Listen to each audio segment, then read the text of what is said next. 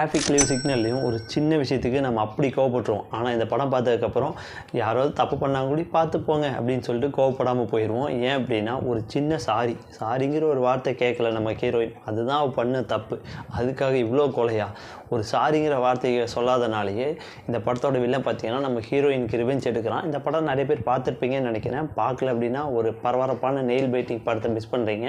படத்தோட பேர் பார்த்தீங்கன்னா அன்ஹிஞ்ச். இந்த படம் தமிழ் டப்லேயே இருக்குது. இந்த படத்தோட ஒன்லைன் என்ன அப்படின்னா, நம்ம ஹீரோயின் சிக்னலில் நிற்கும் போது 2 டைம் ஹார்ன் அடிச்சிருவாங்க. 2 டைம் தான் ஹார்ன் அடிச்சிருவாங்க, கொஞ்சம் பலமாக அடிச்சிருவாங்க. அதில் முன்னாடி இந்த வில்லனுக்கு பார்த்தீங்கன்னா அவன் ஆல்ரெடி ஃப்ரஸ்ட்ரேஷனில் இருப்பான், வாழ்க்கையில் ஒரு ப்ராப்ளம் இருக்குது அப்படின்னு சொல்லிட்டு. அதனால அவன் வந்து டீசெண்டாக கேட்பான், சாரி சொல்லிடுங்க அப்படின்ட்டு. நம்ம ஹீரோயின் வந்து என் மேலே தப்பே இல்லை, நீ சிக்னலில் ஜோன் அவுட் ஆகி நின்றுருந்தேன், அதனால தான் நான் ஹார்ன் அடித்தேன்னு சொல்லுவாங்க. அதை அவன் வந்து ஒத்துக்கவே மாட்டான். நீங்கள் சாரி கேட்குற வரைக்கும் விட மாட்டேன்னு சொல்லிட்டு துரத்துவான். அதுக்கப்புறம் அவங்க சாரியும் கேட்பாங்க. இருந்தாலும் அவங்கள விடுற மனநிலையில் அவன் இருக்க மாட்டான்.